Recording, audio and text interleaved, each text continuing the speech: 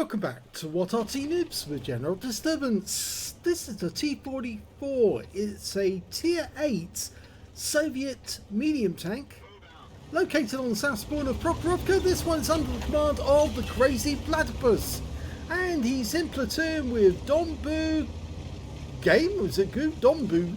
We'll call him Dombu. He's in the ISU 152K, and he's also got another teammate, Philip01, in the ELC Ever-90. Now this tank, the T-44, can have a variety of guns, and it could have a 122 or 100mm. He's got the 100mm, which is the one with the best DPM of all the T-44s. You can actually have one with an 85mm as well. In fact, the first two prototypes of the T-44 that were built were actually armed with the 85mm gun, and the third one was armed with a 122mm gun. Hardly what you'd call a medium tank, but then there are some top tier Soviet heavy medium tanks which actually do have the 122 as standard.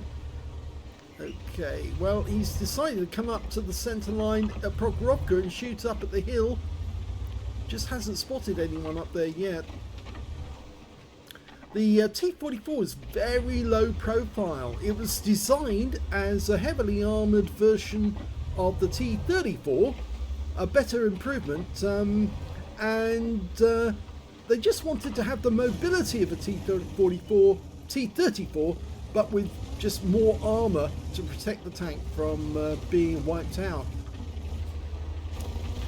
They actually built 570 T-44s in total.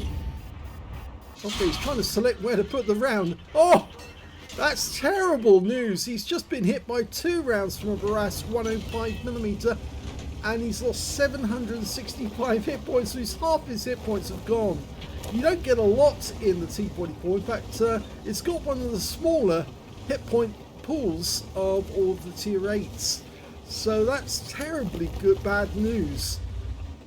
Now he's got to fight the battle with only, what is it, 41% of his health left.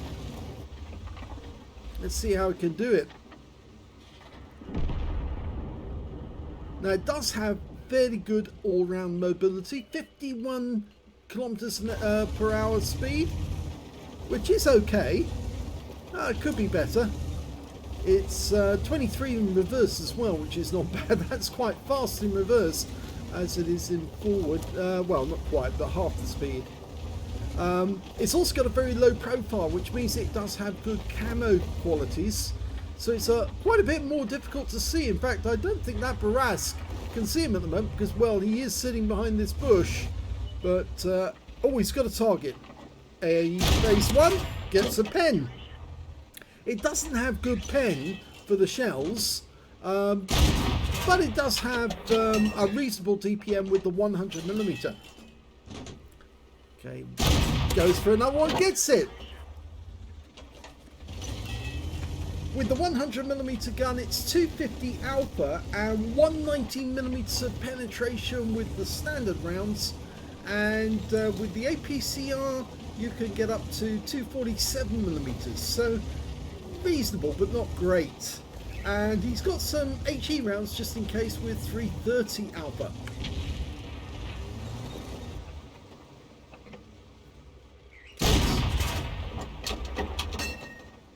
Is he trying to get shots on a Kunstpanzer, or is he trying to shoot into the bushes? You don't get a lot of ammo with this tank. The ammo capacity is 56 rounds with the 85 with the 100mm. In fact, one of the complaints and one of the bad things about the T-44 was the fact that it had a very cramped turret because of all that extra armour. Took up most of the space that was previously on the T-34, which was quite good, and so it was very difficult to manoeuvre the shells around in the turret, and that slowed down the rate of fire to just 3 rounds a minute. Yeah, that's very small. That's 20 seconds to get a reload in.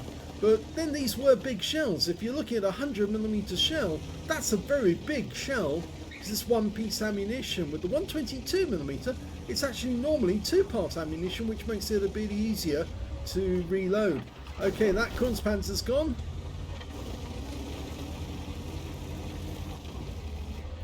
With the 85mm, you've still got a very big shell, which again means a slow reload. In actuality, with the 122mm gun, you can only store 24 rounds of ammunition in the vehicle, so virtually nothing.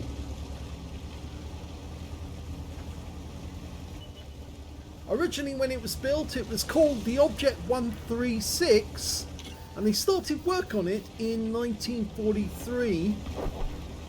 They came up with the first prototype in January 1944, and they put them into service by November of 1944, and they only built them until September of the next year. So just after the war ended, they stopped production because they just didn't need them anymore. It's kind of an intermediate design between the T-34 and the T-54, which of course was a really good tank. Oh, we just lost our 261. Not good. In fact, he's making his way across the battlefield because we've lost the hill and we've lost the centre line. So it's now everyone defending from the southwest corner of the map. We're only down by one tank at the moment, but we've lost all of the ground that we had before, and he needs to get into that wood because, yeah, there's an enemy tank at the railway crossing already. It's an Emil 2. It's a tier 10 game with tier 8 tanks in it, so he's up against some serious opposition.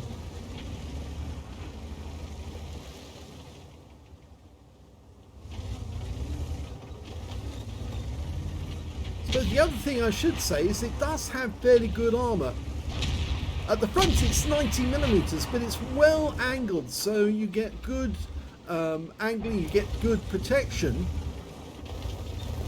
One of the problems though, apart from that good armour, is the fact that the ammo rack, or one of the ammo racks, is right next door to the driver, and if the enemy punches a hole through the front of the tank, yeah, the tank could go bang.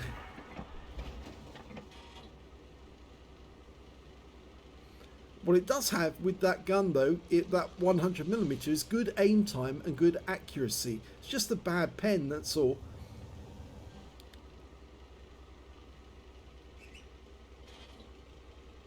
The other thing that's bad is it's got poor shell velocity. Oh, just spotted the GDDR4. He tried to poke up where there was a tiny bush and he got seen because he's just a little too wide.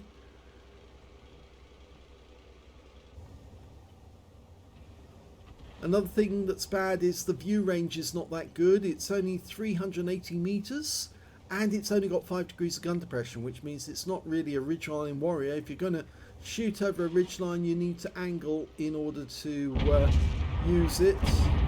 Oh, well, he got some spotting there. 1,535 spotting because he was the one spotting the GDDR4. In fact, he's getting a patrol duty now, according to this. He's watching the Emil come on, but he's not shooting, not yet. I think he'll wait until that guy gets fairly close and then he will shoot, because obviously he might be auto-spotted if he gets too close. But at the moment, he can spot for his team. He's got some fairly good tank destroyers behind him. That, I think, was a shot from the E4. And the Emil 2 is down, and he picked up 887 spotting assists. He does want to take on that Barras, because that's the guy who hit him earlier in the game. And he's down in the dip now, which means that... Oh, round his teammate. Oh, we lost the E4. That's not good. So Philip, our other platoon mate, is spotting from the bush up ahead. He's not shooting because, of course, he's really passive at the moment to spot where the enemy tanks are coming in. He can't see into the dip to see when that Barask is. We know he's in there, but given the amount of health that TheCrazyPlatypus has got, he has to be careful. Oh, he got a fire! And he claimed the kill, and I think somebody else got a shot into him at the same time. I'm pretty sure it was Philip. So between them, the platoon picked up the damage there, and that fire was really useful. I think he earned an arsonist off that one, maybe. Okay, we've got a Jaegeru. I think he can get a hit in the tracks. Got the critical damage, but the guy didn't get tracked and he's pulled back. It's going to be difficult to take down that Jaeger unless we can get behind him. There's only 4 enemies left. They did have the advantage, but they've thrown it away. And now that the Barask is out of the equation, we've only got to watch out for that Caliban and a 704 that we can't see at the moment. But we do have the advantage now. And both his platoon mates are still alive.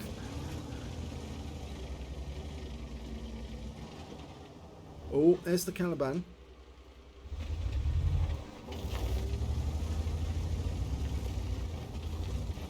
I'll tell you one funny thing about the T-44 is that they didn't design it very well in the engine bay, and they had a bit of a problem with the cooling system.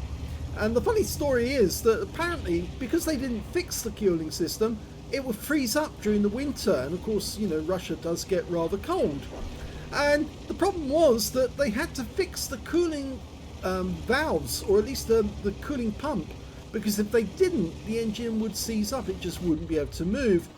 And as a result, oh, nice shot into the side of the Jaeger. As a result, in order to fix the pump, they had to lower one of the crew members upside down, holding him by the legs upside down, so he could get into the cramped engine bay to actually fix the pump. So yeah, 2 people would have to hold up the 3rd person in order to fix it. And after he fixed the pump, if he wasn't dead from the fact that he was upside down while he was trying to do the work, yes, then they'd have to hold him upside down again just to install the new pump. Yeah, that Jaeger is coming this way, and he's just stopped to take a shot, but okay, we're not going to offer him the chance. He did get hit in the side, and the kill shot comes in from Dombu, or is it Don't Be You Game? Don't Be You Game? Dombu, we'll call him anyway. Don't Boo. There's the 704. Remember, he's got a high alpha gun, 750 alpha. Philip spotted him, and he's keeping him lit, and he's actually pumping in his 90mm rounds. I'm not sure the 704 can see him, but he is looking at him. Oh no, he's looking the other way, sorry. Just went past the rear of his vehicle there. Everyone's focusing in because this is the last enemy of the game. Oh, didn't pen, but the kill goes in, and it goes into the ISU 152K of Don't Boo Game.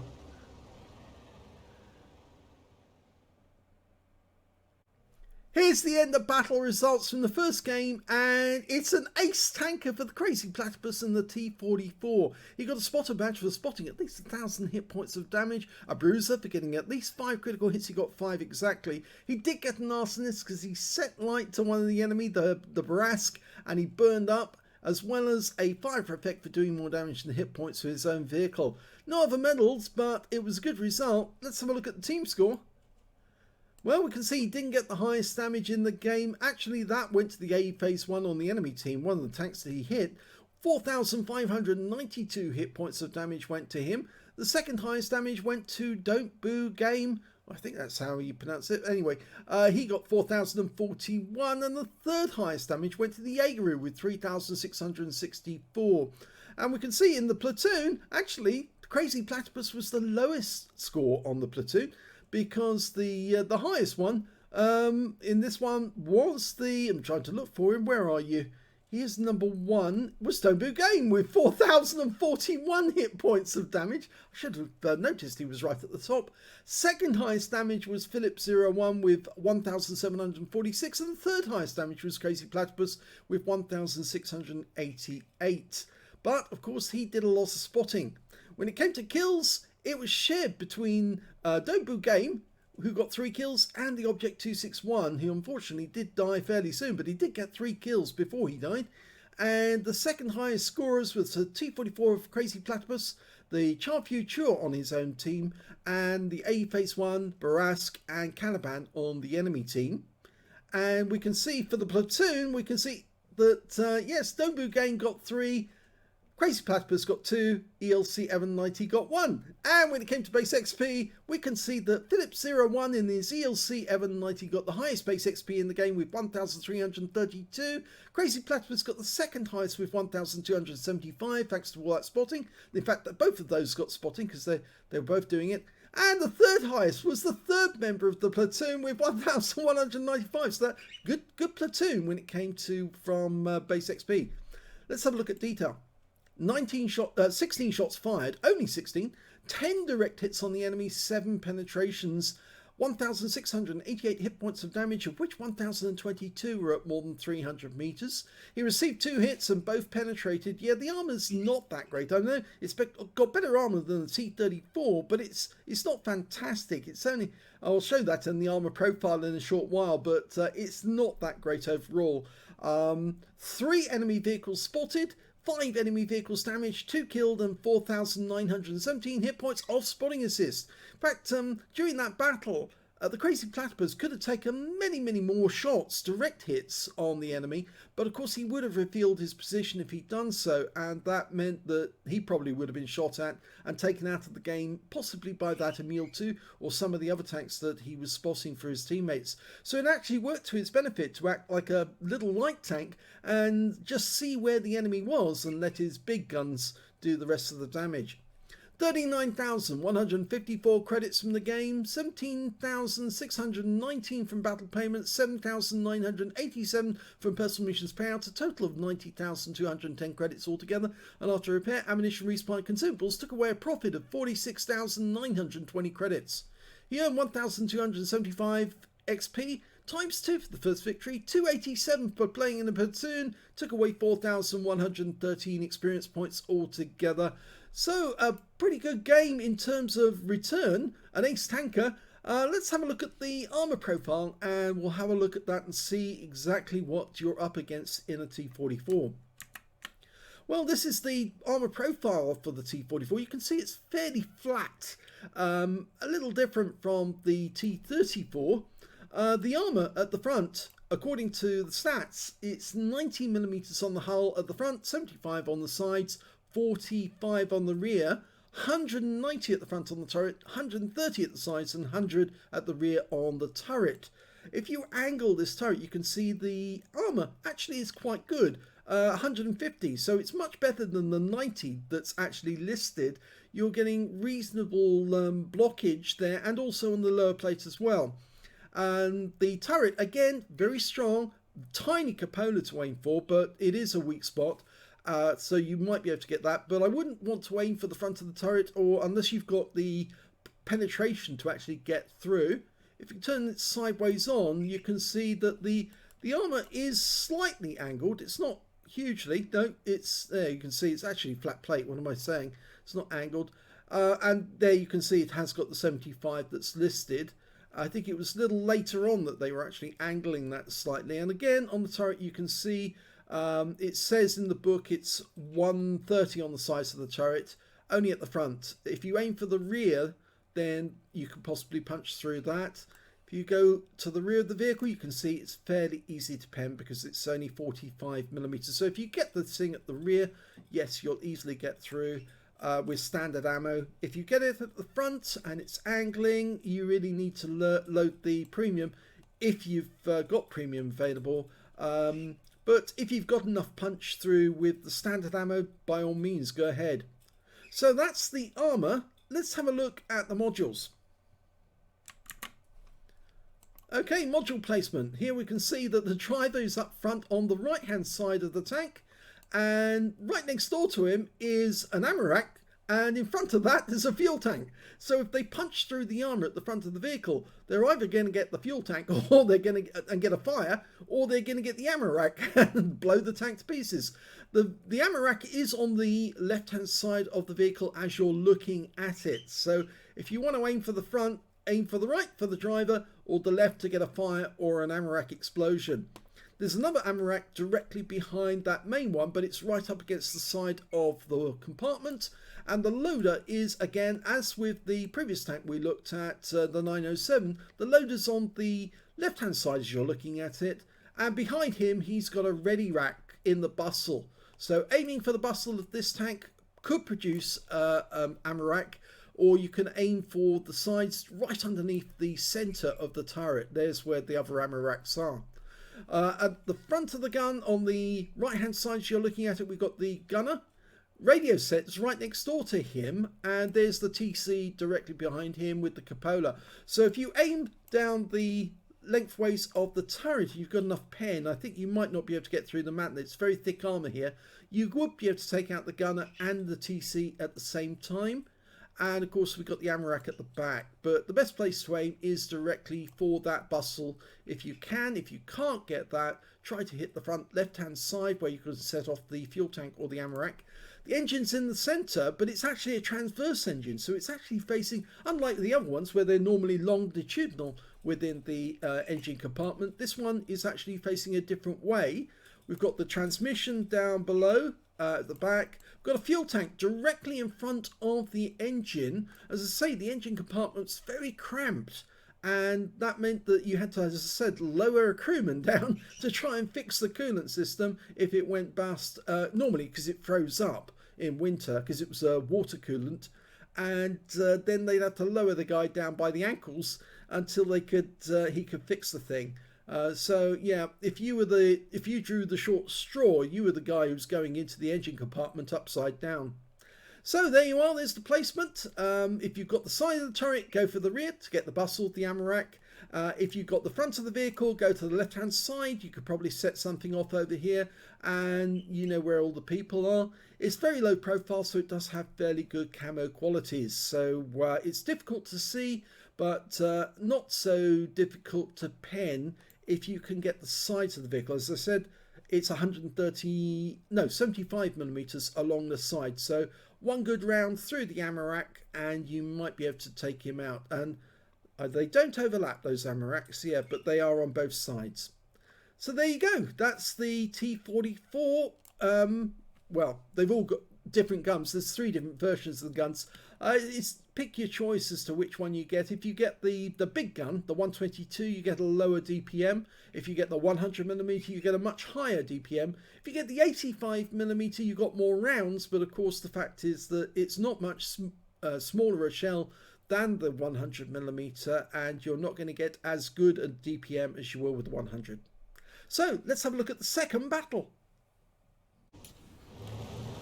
And here's the second battle, and it's already started. We didn't get much of a run in. We're on the south spawn of Ghost Town,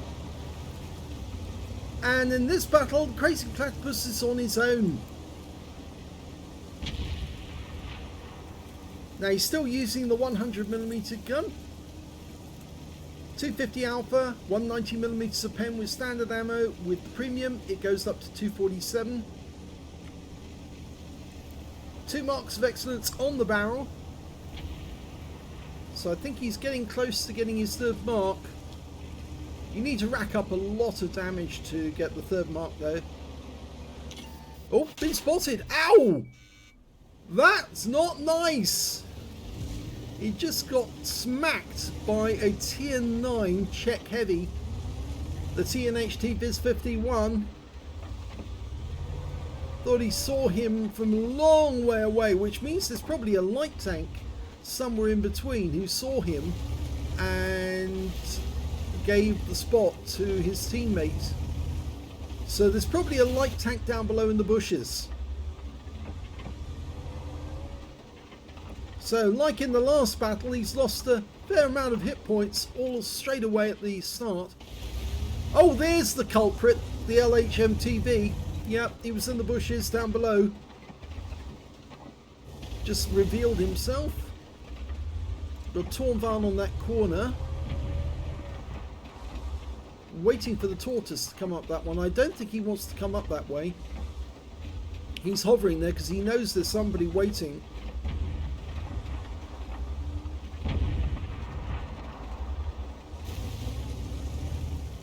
Looks like our teammates are exchanging fire with the Tornvan.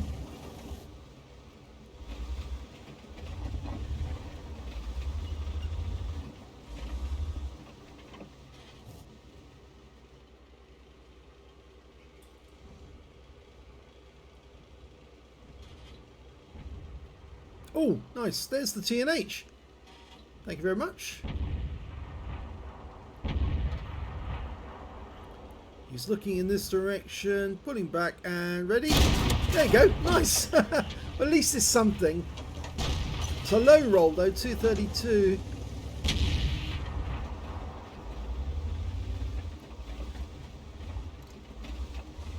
He could have fired before the guy pulled back altogether, but if he had done that, there's a chance that the TNH was going to fire around in this direction, and he didn't want to risk getting another big hit like that.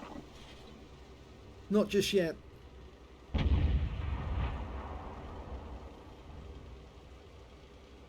Standard reload for the 100mm gun, if I remember correctly, is 7.19 seconds, and he's got 6.57, so he has reduced it by half a second or so. He is using premium consumables, does speed up everything as you know, makes it better aimer, better loader. Here comes the tortoise. Oh, didn't pen. That's annoying, and he's looking this way now, which means there's only that little cupola on top that you can aim for when he does that. But we've got the side of the Skoda as well. Oh, now he's giving it to us. That's better. 289, which means it's a high roll. Firing blind through that one. Remember, it's not great view range. It's only 380 meters, but he's reacquired the tortoise, who's now hiding his weak spot, except for that machine gun cupola, which sticks out like a sore thumb. Of course, it's fairly flat at this distance and a little difficult to hit. It does have good accuracy, this 100mm gun, and good aim time. It's just the pen is a little iffy, and the shell velocity is fairly slow.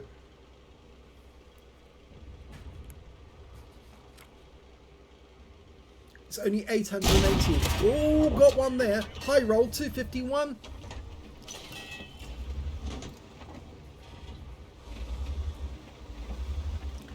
The Russians, I should say the Soviets, did actually test the T-44 85 against the Panther towards the end of the war, which is the tank that it's most like actually in many ways. Highly angled armour at the front. Both got a decent gun, 85mm for the T-44 85, whereas the Panther had the 75mm for the high velocity gun. And he's about to show his muscle.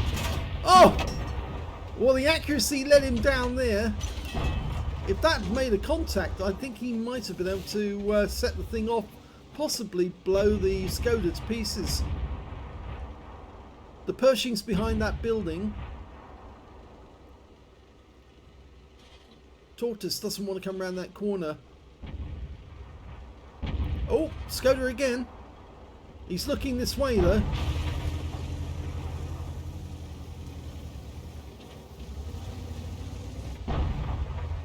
Now go for the engine bay. Go for the engine. No, didn't get it through the tracks.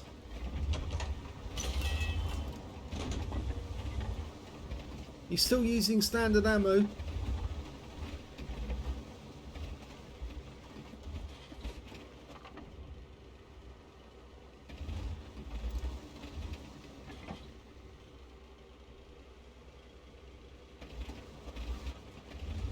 Here we go again. Yep, he tried to get him.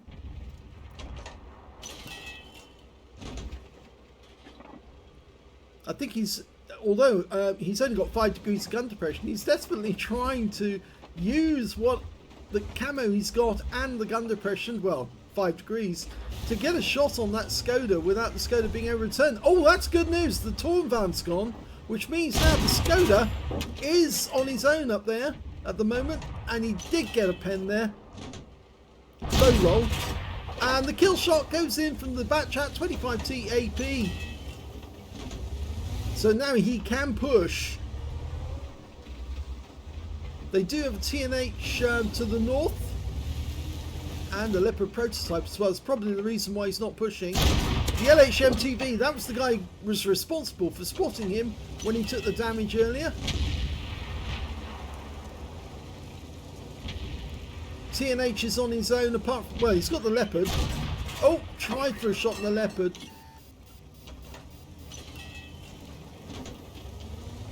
The TNH is a one shot. And the Leopard just lost a huge amount. I think that may have been the Emil. Okay, so TNH first, then hide behind his hull and then penetrate the Leopard. Oh! Hit the tracks. Watch out for the gun. Yes. Okay, the Leopard's vulnerable. He's not looking this way. He's looking forwards. We take him around from a Charview Churba. We'll pump one into the rear of the Leopard. He didn't stop behind the wreck. He should have done that. But now he can pop out. And that's another one. He's still not one shot though. He's a two shot. Hide behind the mount. Nice. And now he's one shot. And you can claim this one as a kill.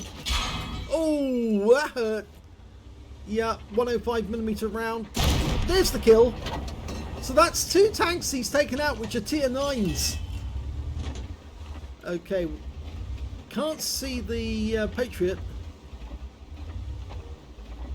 Tortoise is a little closer. But if he does pop out, the Charview 4 might spot him again.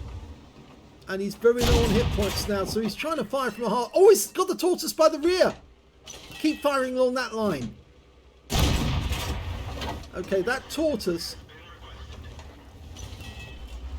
Okay, somebody's... oh, it's the Udes that's requested to platoon. The Tortoise has gone back into cover. Patriot's down. The enemy's down to 5 players now. Charview 4 is covering their base. He must be on the hill overlooking. He's up there. Yeah, he's marked the spot. But it's not him who's marked the spot, but we can see him now. Oh, we see a T-103 instead.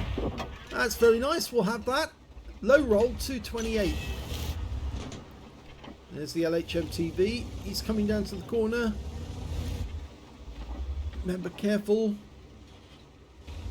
Can't see the Tortoise. He's too far off. And he's gone. So it's just that Charview 4 we've really got to worry about. The T-103, they're so slow and cumbersome, but they can be damaging, can be dangerous. So the enemy charioteer is right over the other side of the battlefield, so we don't have to worry about him at all. The LHMTV down low. He's just hovering here for the moment because the Charview 4 must be covering this area.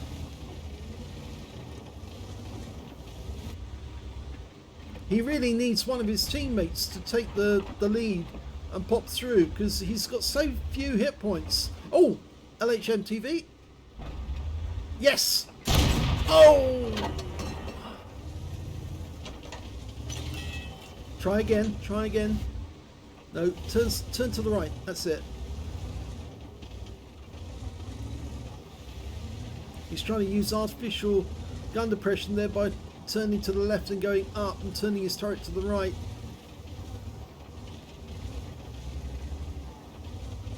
It might work actually if he was to do that.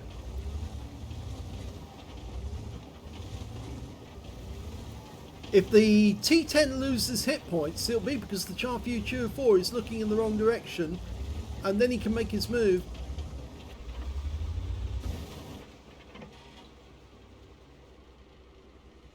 Yeah, he doesn't want to pop his head out either.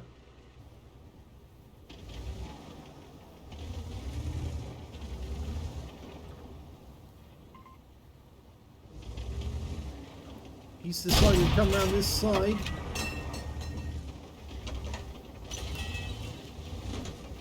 Okay, well he's used up all his armor piercing now, so he's onto the APCR. And he gets spotted again.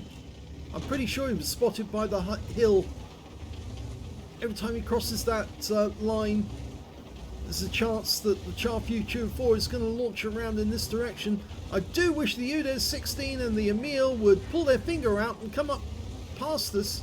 They've got more hit points than we've got. Well, not much. Or have they actually? No, I suppose they haven't. Well, the Udas has anyway, but the Emil's very low. All we need is a distraction to try and distract the T-44. He's decided to risk it for a biscuit. He's going. I happen to know a company called Risky Biscuits. Oh, he took a round in the tracks. Yes. Tucker Gott runs Risky Biscuits.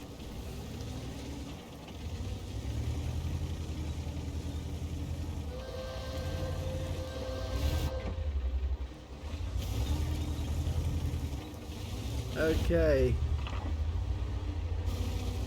This is good. I think he's below his gun depression now, so I'm not sure he can actually get a shot unless he pokes out and gets exposed. And if we come up underneath, it'll proximity spot him, and that means that others can get shots on them even though they're hiding behind the bushes. Now, you see this side? Yes, he is! Good! Now our teammates are going to be able to exploit that, and we'll get the spotting. He's pulled back behind the rocks, but he has to come forward a little bit just to see if he can get a shot. Don't poke your nose up too far. You'll blow it off. That's it, that's it, he's done it. Good, he's pulled him out. Go for it, guys. He gets one round in. The T-44 is going to get behind him, but now our teammates are starting to react. He gets a second one in. He's now doing the rope-a-dope around him. And he's going to put another one in. Yes! Lovely kill. Beautiful. There's only 2 enemies left now. But that's the big threat. Now that he's gone, it's only the Charioteer and the T-103. Excellently played. He tempted that guy out. Gave his teammates a chance. And here's the next one, the T-103. Oh, one shot takes him out of the game, which now means there's only one enemy left. It's the Charioteer. There he is. Okay, dialing. One in. Gets a low roll, 243. The Charioteer's pulling back. We've lost chance to see him. Okay, we're getting spots now from our Udes, who's closer. The clock's ticking down. Oh... It's going to be a draw. Too late. Run out of time.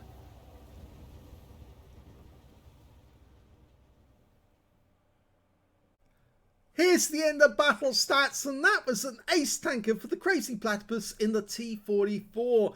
He managed to get a duelist for taking down 2 tanks who damaged him, a fire for effect for doing more damage than the hit points to his own vehicle, a bruiser medal for getting at least 5 critical hits. In fact, he ended up with 11.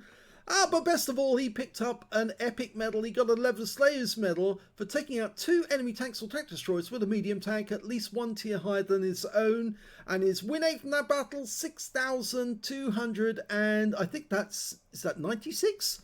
My eyesight has gone really bad. 86 actually, 6286, which is super income standard and a bit more.